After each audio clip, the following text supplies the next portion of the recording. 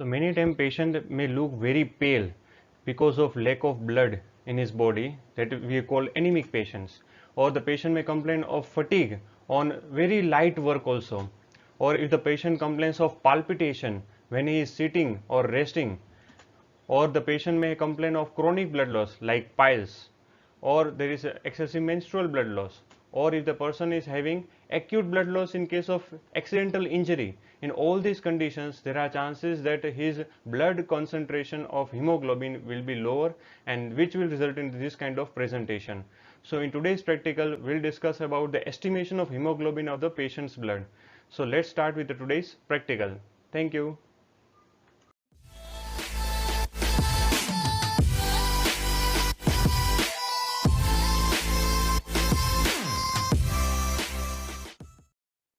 So in today's practical of estimation of hemoglobin, the method that we are going to use is known as Sahalis acid hematine method.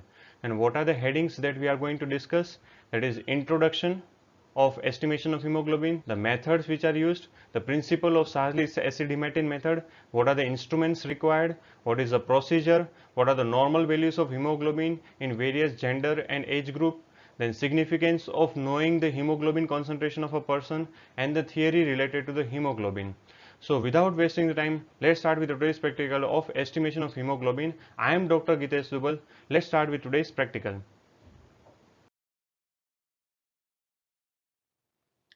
So what is hemoglobin?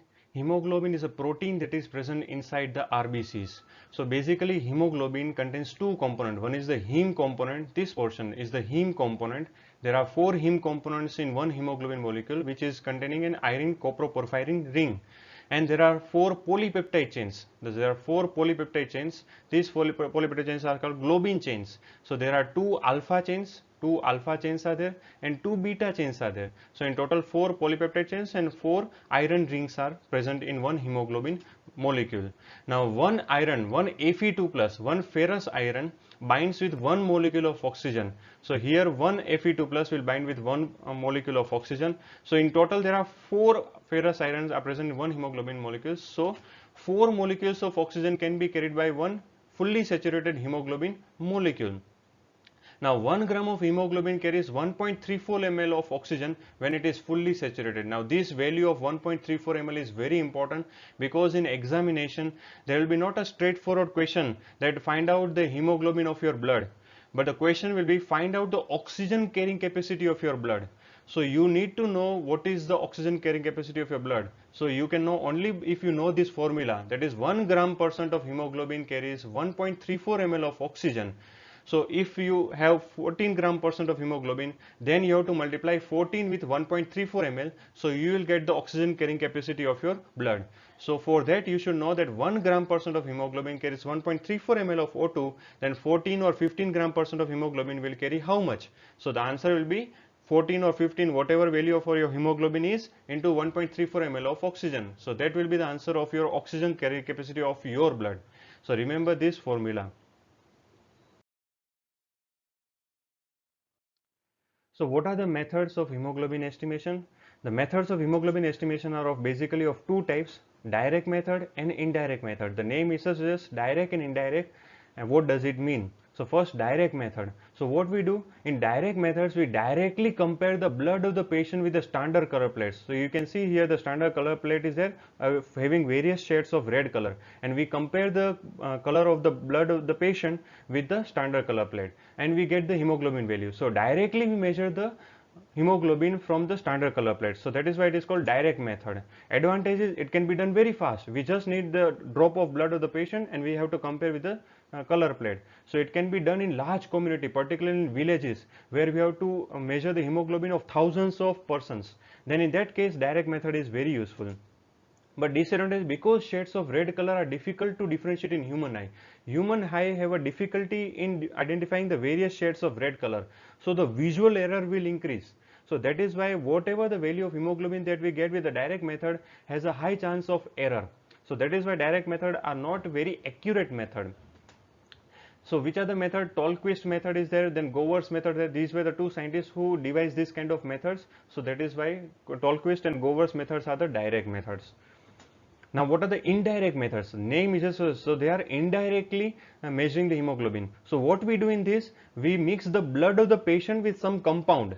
Now, when it is mixed with some compound, another compound is formed which is again of color substance, but is of different color, and this color substance is then compared with the standard color plate. So here, instead of directly comparing the blood of the patient with the standard color plate, we mix the blood of the patient with some other compound, and then that colored compound is matched with the standard color plate. That is why it is called indirect method. So what is the advantage? Because the color substance that is obtained is of different color than the red, so it is easily differentiated from various sets. So we get accurate result of hemoglobin of that person. What is the disadvantage? It is a time consuming process and costly, because we require some compounds, we require some instruments, so it is time consuming and costly, both of them is there, but it is very accurate method. Which are the method? The Salis acid hematine method, that is a test which we are going to do today. Then Woos alkaline hematine method, then Sign Met hemoglobin method. This is the most accurate method. It is a Viva question, which is the most accurate method of hemoglobin estimation. It is Sign Met hemoglobin method. Another is Halden carboxy hemoglobin methods. So all these four tests are indirect methods. So here we mix the blood with some compound, and the color substance that is obtained from that is matched with the color plates. So these are the direct and indirect methods of hemoglobin estimation. Now in today's practical, the method which we are going to use is known as Salis acid hematine method. Okay, this is the most commonly practiced hemoglobin estimation method in day-to-day practice in pathology labs. So that is why this is the method which we are going to study today. Now Sahali was the scientist who invented this method. That is why it is known as Sahali's acid hematine method. Acid hematine is the compound that is formed, a colored compound that is formed when the blood is mixed with acid. That is why it is known as acid hematine method. So the name is Sahali's acid hematine method. So let's start with Sahali's acid hematine method. So what is the principle on which the Salis acid hematine method works? The principle is very simple. When we mix blood with hydrochloric acid, the compound that is formed is known as acid hematine, and this is a brown colored compound, and this colored compound is then matched with the color plates. So when we hydrochloric acid is added to the blood, the RBC lysis or hemolysis occurs, and the hemoglobin is released from the RBC. This hemoglobin will react with hydrochloric acid and form acid hematine, another colored compound. The color of this compound is brown color, and the color will depend upon the amount of hemoglobin that is present in the person's blood, and then that color is being matched with the standard color plates, and then we find out the hemoglobin estimation. Now it is important to remember, whenever the examiner asks the question what is the principle of Salis acid hematine method, you have to say it in one sentence and you have to explain the principle, not the procedure. Many a times when the student is asked this question, the students explains the steps. First we have to collect hydrochloric acid, then we have to take the blood, and then we have to mix with, like, no, the procedure is not been asked. The principle of Salis acid hematine method is asked, so you need to explain the principle. The principle is very simple. The blood is mixed hydrochloric acid, and the compound that is obtained is acid hematine, and it is a colored brown color compound, so it is matched with the standard color plates, and we get the hemoglobin of the person. So this is the principle of Salis acid hematine method. So what are the instruments or substances required for carrying out Salis acid hematine method? The first is definitely acid. So N by 10 HCl is used. So it is not a highly concentrated acid but a diluted one. N by 10 HCl is used. Then a comparator box is used for comparing the color of the compound that is obtained in the patient's blood with the standard color plates. So comparator box. Then hemoglobin tube is used. So this is hemoglobin tube which is placed in the comparator box.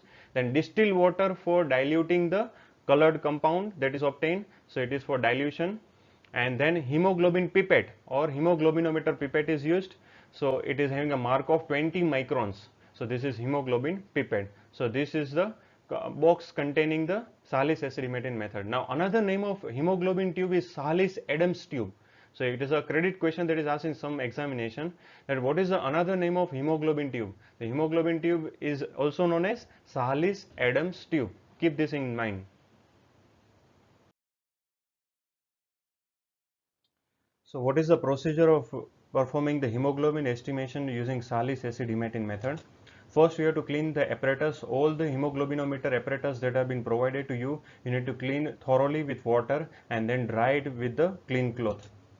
Then we have to fill the hemoglobin tube up to the lowest mark of 2 gram percent by N by 10 HCl. So you have to take N by 10 HCl and fill it up to the lowest mark in hemoglobin tube. The lowest mark in hemoglobin tube is 2 gram percent at the lower point.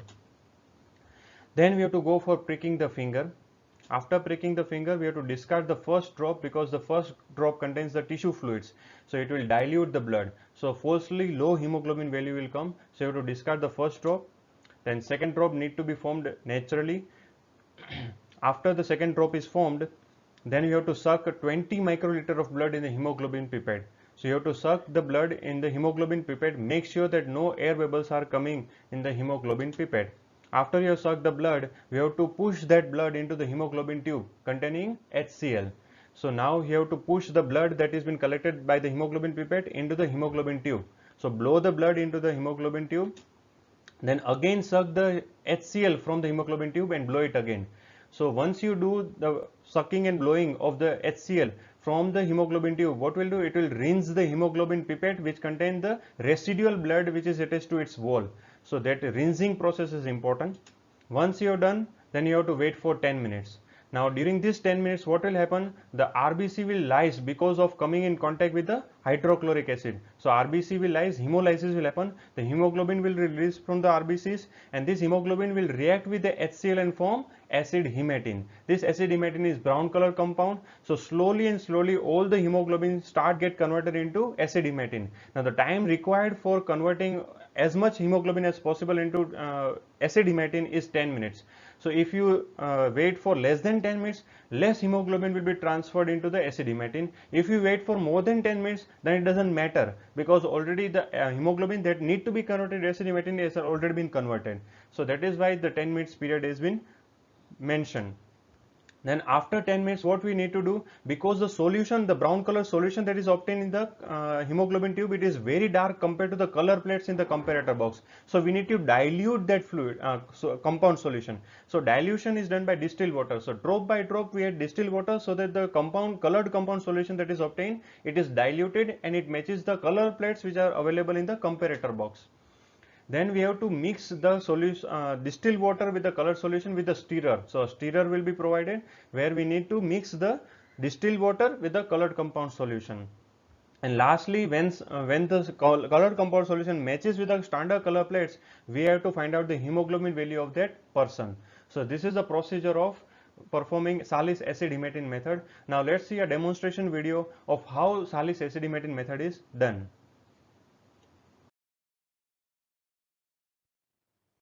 So we have to take N by 10 HCl up to the lowest mark, that is 2 gram percent in the HB tube like this. So after that we have to put that into the comparator box. So this is the hemoglobin pipette and you can see that this 20 microliter mark is there. We have to collect the blood up to 20 microliter. So now the next step is to prick the finger. So we will prick the finger with the lancet. After pricking the finger, we have to discard the first drop because it contains tissue fluids. So it will give falsely low results. Now the second drop need to be allowed to be formed like this. Second blood drop will be formed. Now one method of collecting blood is using capillary action. So if the bore of the HB pipette is a smaller one, then we can tilt the HB pipette like this and allow the blood to naturally come inside the pipette like this. But it will only happen if the bore or the diameter of the HB pipette is very small. If the diameter of the HB pipette is more, then you need to suck the blood. So this is also one method of collecting hemoglobin or blood, sorry.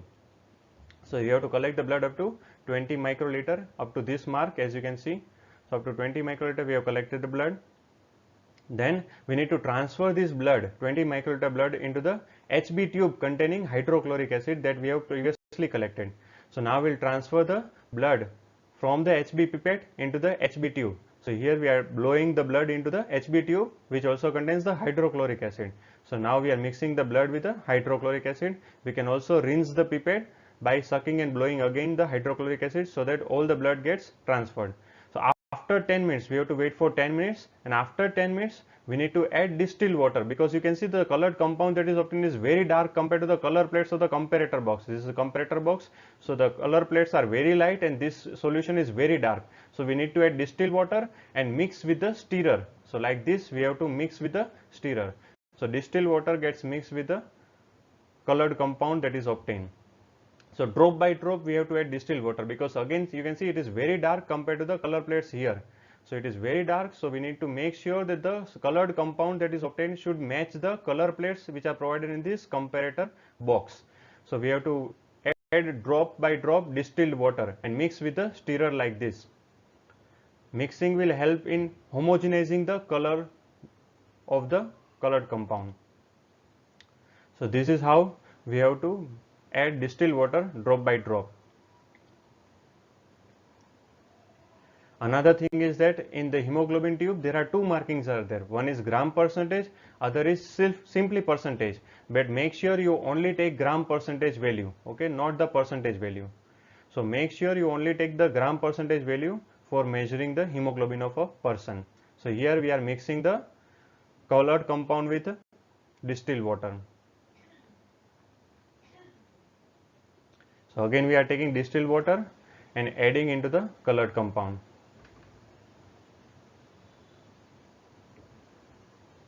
So we are adding distilled water into the HB tube, so that the solution, colored solution becomes lighter and lighter and ultimately matching the color plates provided in this comparator box. As you can see, it is still dark.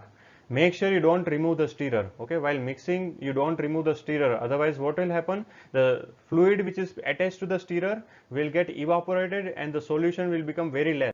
If every time you remove the stirrer, then solution becomes less every time. So make sure you keep the stirrer inside until the whole practical is completed.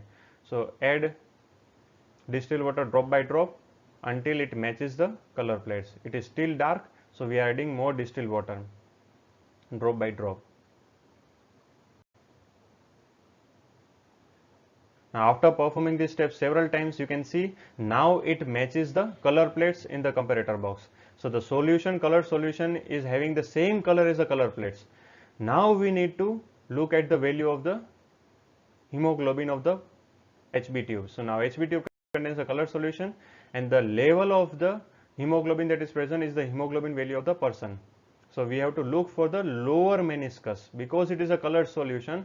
We have to always look at the lower meniscus. So look at the lower meniscus, what is the hemoglobin value, and measure in only gram percentage. As I said, always measure in gram percentage, don't take percentage. So you have to measure the lower value of the hemoglobin. So this is how you have to perform the practical. Now let's move to the next slide.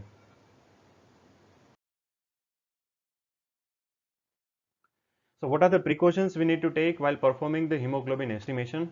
The first and most important is there should be no air bubbles when we suck blood into the hemoglobin pipette, because if there are air bubbles, what will happen? It will decrease the amount of blood that is present in the hemoglobin pipette, that is it will be less than 20 microliter, and if you try to compensate because there are air bubbles, then it may become more than 20 microliter. So make sure there are no air bubbles at all. So when you suck the blood, there should be no air bubbles in the hemoglobin pipette. Another important thing is you need to wipe the tip of the pipette after sucking the blood in the pipette, because the residual amount of blood will be sticking to the tip of the pipette, and if you transfer immediately blood to the HB tube, what will happen? This extra blood will also get added and it will give falsely high hemoglobin value. So make sure you wipe the tip of the pipette before transferring the blood into the hemoglobin tube. And try to make sure that all the blood is immediately transferred into the hemoglobin tube, because more the time the blood stays in the hemoglobin pipette, there are higher chances of blood clotting into the hemoglobin pipette and it will block the hemoglobin pipette. So make sure you immediately transfer the blood into the hemoglobin tube. And don't remove the stirrer. As I said in the previous demonstration, that every time you remove the stirrer, the fluid or the solution that is attached to the stirrer will get evaporated and the total amount of solution will decrease every time you remove the stirrer. So make sure you don't remove the stirrer till the practical is complete. And compare the color by raising the stirrer. If you keep the stirrer in the hemoglobin tube and then compare, the stirrer will dilute the color of the solution and you will falsely think that it is matched with the color plates, but it is not right. You need to remove the stirrer, or not remove but raise the stirrer, and make sure that the colored solution is matched with the color plate and not the solution containing the stirrer. So raise the stirrer but don't remove it. And because it is a colored solution, as it has been taught in chemistry, you have to only measure the lower meniscus. If it is a colorless solution, then you have to measure the upper meniscus. But because it is a colored solution, you have to only measure the lower meniscus. Another thing is that the hemoglobin tube contains all the hemoglobin values markings in even numbers. So if it is 14.2 gram%, the next value will be 14.4 gram%. It is not 14.3. So make sure you don't write hemoglobin value in odd numbers, because odd values are not written on the hemoglobin tube. So whatever value you get of hemoglobin, it is in even numbers. Then 3 recordings need to be taken. Make sure that the reason is because of the visual error. Because when you think that the color has matched, your friend may think that it is not matched, it is still dark, or another friend may think that it is still light. So to remove that, we take the 3 readings. The first reading when it is just dark, second reading when it exactly matches, and third reading is when it becomes lighter. So when you take 3 readings, this visual error gets nullified. But you have to take the second reading only. You don't have to average out the 3 readings. So make sure that you only take the second reading as the final reading. Now another Viva question that is asked, can we use N/10 HCl instead of distilled water for diluting the colored solution? Yes, we can take N/10 HCl. Answer is yes, we can take N/10 HCl. But we don't take N/10 HCl and we take distilled water. The reason is N/10 HCl is very costly compound. So if you take every time N/10 HCl, then the amount of N/10 HCl that is required for this practical will be more, and it is very costly compound, while distilled water is comparatively cheaper. So that is why distilled water is been taken instead of N/10 HCl. But we can take N/10 HCl. It will not change the hemoglobin value of the person. Another question that is asked, can we use tap water instead of distilled water? So if you are thinking about cost, you may think then better we take tap water, it is completely free. But we cannot take the tap water because tap water contains impurities, and these impurities can affect the color of the solution. So that is why we take distilled water and not the tap water. So answer is we cannot use the tap water, but we can use N/10 HCl. Can we use one normal HCl instead of N/10 HCl? If we use one normal HCl, then what will happen? Acid hematine compound will be not formed. All the protein that is present in the blood will be destroyed, completely denatured, and a completely different compound will be formed. It will not have any acid hematine in it. So we cannot use one normal HCl. So answer to this question is we cannot use one normal HCl because it is highly concentrated. It will completely denature the protein in the blood, and acid hematine will not be formed. So we cannot perform this practical. So one normal HCl is contraindicated. We can take N/10 HCl. So these are the precautions we need to take while performing hemoglobin estimation.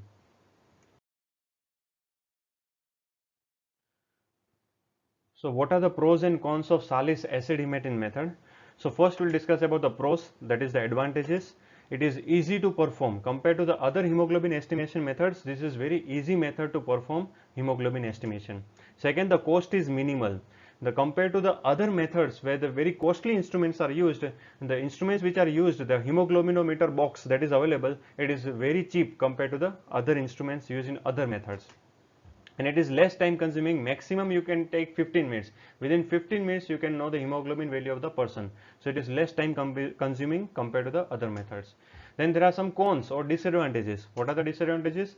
First is the visual error. As I said, 5 to 10% visual error will be there because it will vary from person to person. Some people think the colored solution compound is in match, some think it is dark, some think it is light. So visual error is there, but we can minimize by taking 3 readings. So visual error is there. Second, the color of the standard plate may fade with the time. If more than 5 years has been passed of the same comparator box, the color will also fade with the passage of time. So because the fading of the color is there, now the standard color plates does not have the same color as originally it used to have. So then again it will change the hemoglobin value. So color of the standard color plate may fade with the passage of time. And not all the hemoglobins are being estimated. Only oxyhemoglobin and carbaminohemoglobin are being converted into acid hematine.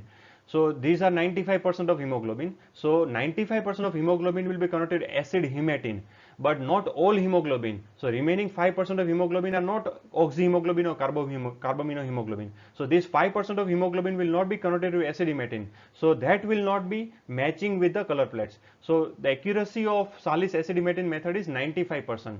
Now if you remember in the previous slide I said that Signmate hemoglobin method is the most accurate method. The reason here is because In cyanate hemoglobin estimation, what is done? All the hemoglobin is converted into cyanate hemoglobin. So 100% of hemoglobin is converted into cyanate hemoglobin. So we get accurate result of hemoglobin in cyanate hemoglobin method. That is why it is the most accurate method. So these are the advantages and disadvantages of Salis-Acetidimetin method. But you need to remember that the advantages of Salis-Acetidimetin method outweighs the disadvantages, and that is the reason why Salis-Acetidimetin method is most commonly used commercially in all the pathology labs. So that is the pros and cons of Salis-Acetidimetin method. So what are the normal hemoglobin values in various age and gender? So in adult male, the hemoglobin value is 14 to 18 gram percent normally. All the values are in gram percentage. So 14 to 18 gram percent in adult male is normal. If it is less than 13 gram percent, it is anemia. Now this 13 gram percent value is taken from the WHO website. It will vary from book to book. If it is more than 18 gram percent, it is known as polycythemia. In case of adult female, the normal hemoglobin is 12 to 16 gram percent, less than 12 gram percent is anemia in case of female, and more than 16 gram percent it is polycythemia. In case of newborn, the hemoglobin value will be more, it is 16 to 22 gram percent. The reason why hemoglobin is more in the newborn is because of the fetal hemoglobin. The presence of fetal hemoglobin is the reason why it is more in the newborn. Why? Because the fetal hemoglobin has higher affinity for oxygen, so it will not release the oxygen to the tissues when it is required. To compensate that, the newborn will produce, or the fetus will produce more fetal hemoglobin, and that is the reason why the fetal hemoglobin is causing more hemoglobin value in the newborn. But after 2 months, this hemoglobin will sharply come down to 9 to 14 gram percent. The reason is the breast milk. The breast milk does not contain iron, and because of deficiency of iron, the hemoglobin will fall down to 9 to 14 gram percent. After 10 years of age, again hemoglobin will rise to 12 to 14 gram percent. At old age, the hemoglobin values start declining. So that is why after 50 years of age, the hemoglobin values keeps going down.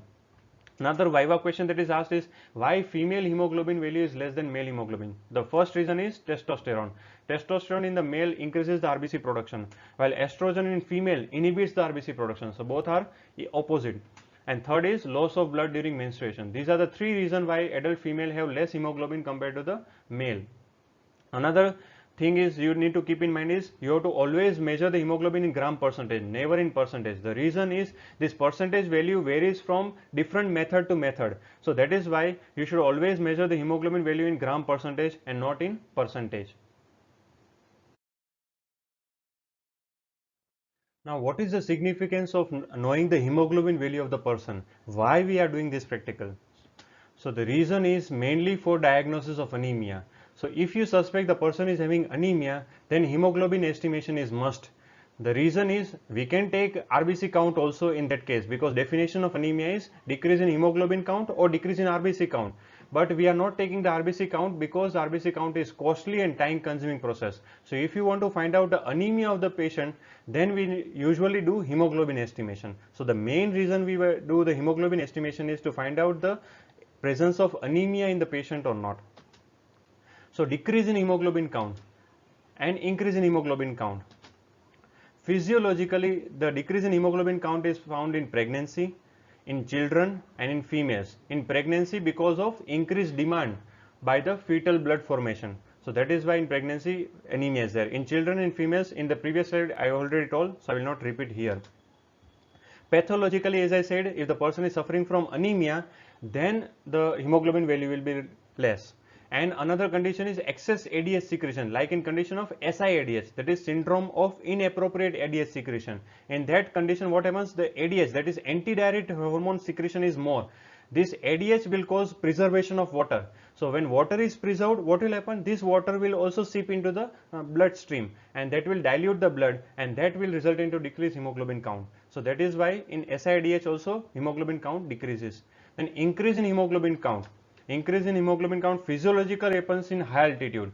In high altitude, if you move to the high altitude for more than 2 to 3 weeks, what will happen?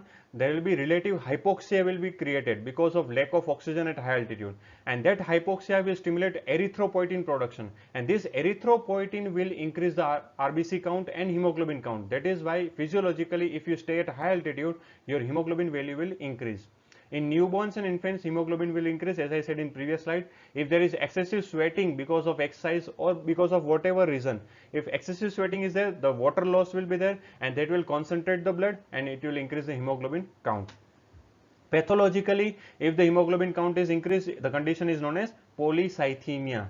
And if the person is having diarrhea or vomiting, so ultimately it is causing water loss, and that is causing increased hemoglobin count. If the person is having hypoxia because of some coronary heart disease or because of lung disease like emphysema, in both these conditions the hypoxia is there, and this hypoxia is stimulating the erythropoietin production, and that is why the hemoglobin count is increasing. So these are the conditions where the decrease in hemoglobin count or increase in hemoglobin count will be there, and they can be detected by estimating the hemoglobin value, and that is the significance of doing hemoglobin estimation.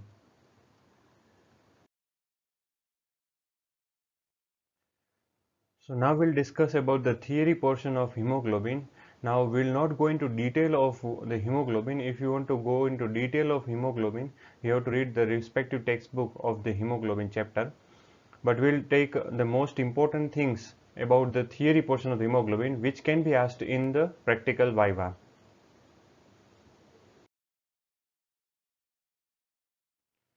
So first question that is commonly asked is, what are the functions of hemoglobin? Basically, hemoglobin is for the gaseous exchange.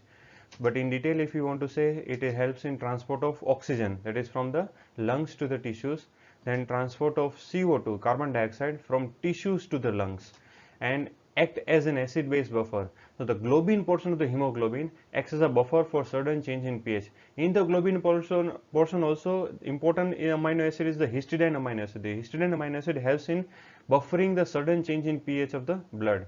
So these are some of the important functions of hemoglobin.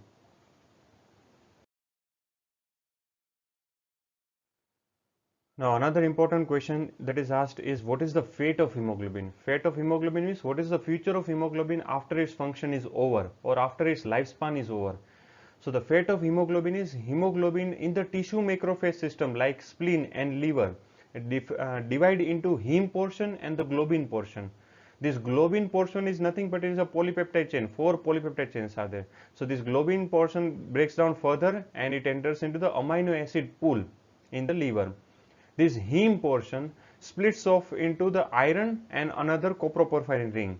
Now this iron can be either reutilized to form the hemoglobin again, or this iron can bind with apoferritin protein that is present for the storage of iron, and it converts into ferritin in the liver. So in the liver it will store as ferritin. The remaining coproporphyrin ring gets oxidized by heme oxygenase to biliverdin, and then by the enzyme biliverdin reductase converts into bilirubin, and this bilirubin is a bile pigment that is excreted to the bile. So this is the fate of hemoglobin molecule.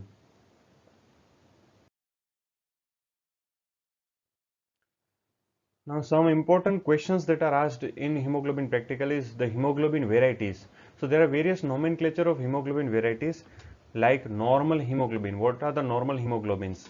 What are the abnormal hemoglobins? What are hemoglobin disorders? What are hemoglobin complexes? And what are hemoglobin derivatives? Now each of these terminology meaning something different. This can also be asked in theory examination. Write short note on normal hemoglobin and abnormal hemoglobins. Write short note on hemoglobin disorders. Write short note on hemoglobin complexes and derivatives. So you should know that these terminologies means different kind of hemoglobin. You cannot merge any of them. So we'll discuss one by one each one of them, and we'll know what does it mean.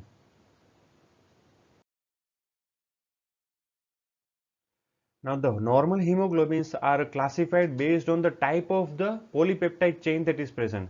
So one type is adult hemoglobin. So adult hemoglobin is HbA. This is the most common. It contains two alpha chains and two beta chains. So this is configuration of normal adult hemoglobin. There is another type of adult hemoglobin known as HbA2 containing alpha 2 and delta 2. Usually the concentration of HbA2 is less than 1.5%, but it may be more in thalassemia minor patient. So adult hemoglobin type 2 contains 2 alpha chain and 2 delta chain. So this is the difference. Then the another type is fetal hemoglobin. Fetal hemoglobin contains the polypeptide chain alpha 2 gamma 2. Then embryonic hemoglobins, the hemoglobin which are present in human embryos. These are HB Gower type 1, HB Grover type 2, HB Portland. So it has various configurations of polypeptide chains, and according to that they are classified. So these are some of the types of normal hemoglobins. Again I will repeat, these are the hemoglobins which are normally found in any human being. The differentiation is based on the type of polypeptide chain that is present. The configuration of the polypeptide chain determines the type of fetal, adult and embryonic hemoglobin.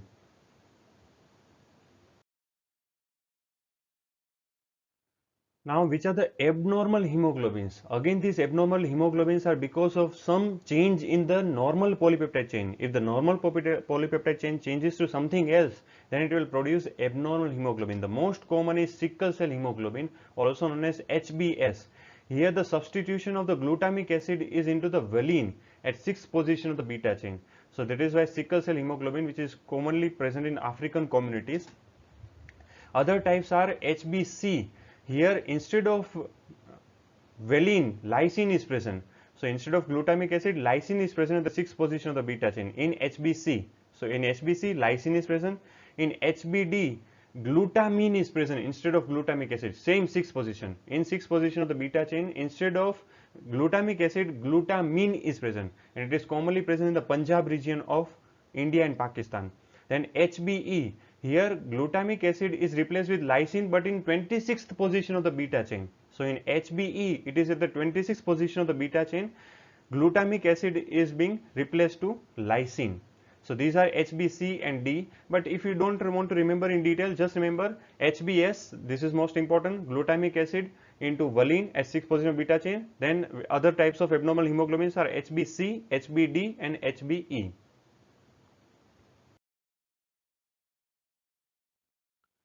Another terminology is hemoglobin synthesis disorder. So, here there is a problem in the synthesis of the globin chain. It is also known as hemoglobin disorders. Most common is thalassemias.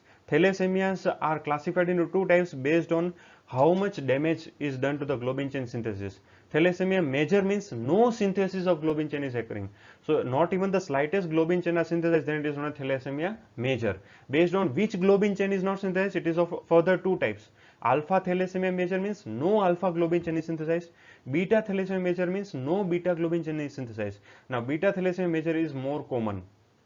Another type is minor, thalassemia minor. Minor means the globin chain are synthesized, but they are synthesized comparatively less compared to the other globin chain. So, it is decreased globin chain synthesis. So, alpha thalassemia minor means decreased alpha globin chain synthesis.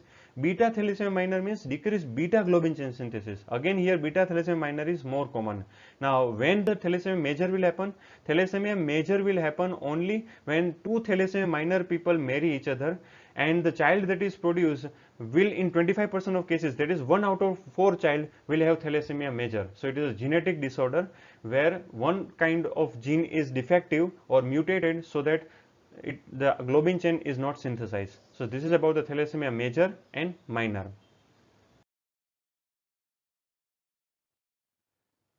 Another is hemoglobin complexes. So, here the hemoglobin combines with other compounds and produce a complex that is known as hemoglobin complexes. So, based on that, the nomenclature is oxyhemoglobin, means when hemoglobin binds with oxygen, HbO2, it is known as oxyhemoglobin.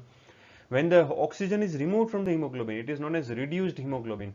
So, Hb without oxygen is known as reduced hemoglobin.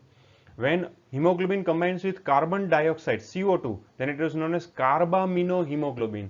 So, important is carbamino. The reason is because CO2 does not bind with iron. The CO2 binds with the polypeptide chain. That is why it is known as carbaminohemoglobin. Then another term is carboxyhemoglobin. That is when carbon monoxide binds with hemoglobin, it is known as carboxyhemoglobin. Now, many students get confused between carbaminohemoglobin and carboxyhemoglobin. Remember that when carbon dioxide binds, it is known as carbaminohemoglobin. When carbon monoxide binds, it is known as carboxyhemoglobin. When the hemoglobin contains iron in Fe3 plus state, that is in ferric state, it is known as methemoglobin. Now, this methemoglobin cannot carry oxygen. So, the function of hemoglobin gets compromised when iron is converted into Fe3 plus instead of Fe2 plus. When cyanide binds with the methemoglobin, it is known as cyan methemoglobin. So, that means not only the hemoglobin has iron in Fe3 plus state, but now the cyanide has bind with the hemoglobin. That is why it is known as cyan methemoglobin. And last is sulfhemoglobin. When sulfur binds with the hemoglobin, it is known as sulfhemoglobin. So, these are various hemoglobin complexes. One more thing you need to remember is only sulfhemoglobin is a hemoglobin which is irreversibly binding with the hemoglobin. So, when sulfur binds with the hemoglobin, that hemoglobin molecule is completely useless. The body has to throw that hemoglobin. but rest all the hemoglobin complexes are reversible.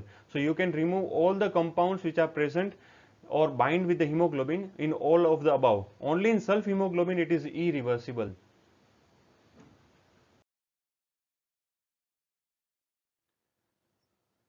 Okay, next is hemoglobin derivatives. That means what are the compounds which are derived from hemoglobin? That is why they are known as hemoglobin derivatives. Now we already know the two compounds. One is bilirubin and other is biliverdin. So these are the two bile pigments which are derived from hemoglobin. So whenever the examiner asks what are the hemoglobin derivatives, the answer is bilirubin and biliverdin. And we already know how they are produced from the hemoglobin in the previous slides.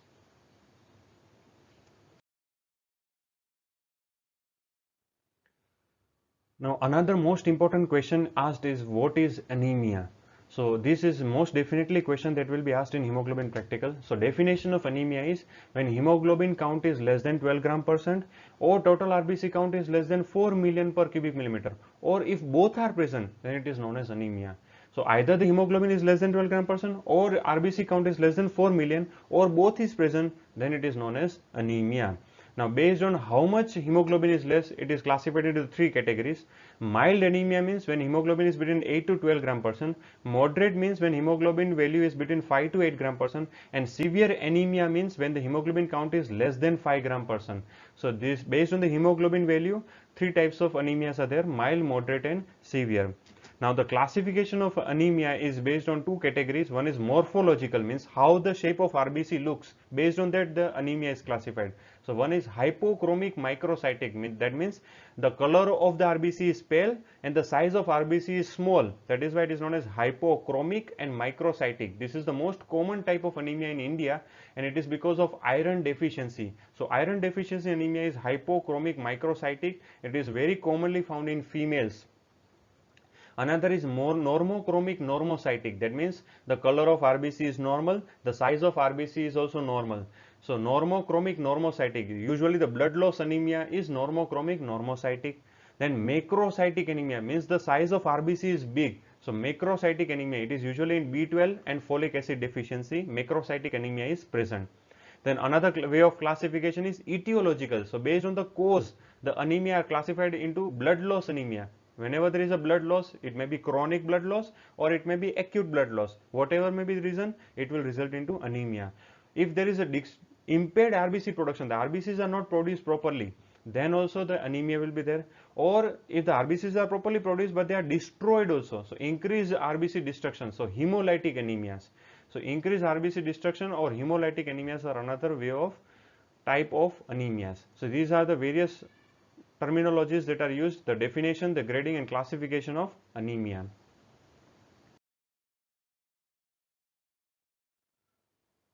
So we'll also take one important topic that is very commonly described in the practical books, that is Hemin crystals. It is usually for the forensic analysis. Though it is not asked in examination, sometimes a viva question may be asked regarding the hemoglobin practical. So we'll just take a brief view of Hemin crystals. We'll discuss about the principles, the method and the significance. So what is the principle of Hemin crystals? When oxyhemoglobin is heated with glacial acetic acid and sodium chloride, it will form a compound known as Hemin crystals. This hematine hydrochloride compound is a ferric compound. So it is not a ferrous compound, Fe3+, ferric compound is there and it will look like this. So this is known as Hemin crystals. It will be formed when oxyhemoglobin combines with glacial acetic acid and sodium chloride. So what is the method of obtaining Hemin crystals? The instruments which are used is glass slides, cover slips, Bunsen burner, glacial acetic acid, sodium chloride, microscope, spirit and lancet. What is the procedure? First we have to prick the finger, then prepare the thick smear of that blood. Make sure it is thick smear, then dry that thick smear. Then scrape the smear with small pieces with the use of another slide. So scrape the smear, the dry smear that we have prepared, scrape it and make it into small dust, small particles. Now into this particles add drop of fluid containing glacial acetic acid and sodium chloride. Now what is glacial acetic acid? It is pure form of acetic acid. So that is why it is known as glacial acetic. Glacial means pure form of acetic acid, and sodium chloride is added to the particles which are being scraped off from the smear. Then heat the solution till the bubble appears. So with the help of Bunsen burner, we have to heat the solution containing glacial acetic acid, sodium chloride and the blood smear dried particles. Then examine under 40x in the microscope. You will observe rhomboidal shaped brown crystals which are known as hemine crystals. So this is how we obtain the hemine crystals. So what is the clinical importance of hemine crystals? Now it is having a medico-legal importance in forensic medicine. It helps in differentiating blood from the colored pigments. Suppose at the crime scene you see some red color pigments at the room. Then you want to find out whether that red color pigment is blood or something else. Then you can do this hemine crystal method and find out whether the crystals are formed or not. If hemine crystals are not formed, that means it is a something other type of colored pigments are there, but it is not blood. It also helps in differentiating human blood from animal blood. If the blood is present, hemine crystals will only form if it is a human blood. So it also helps in differentiating whether it is a human blood or animal blood. So that is the importance of hemine crystals.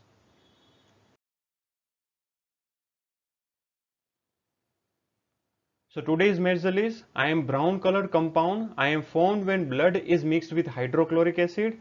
My color is compared with standard color plates for hemoglobin estimation. Tell me thy, who am I? Tell me the answer, students, in the comment section below.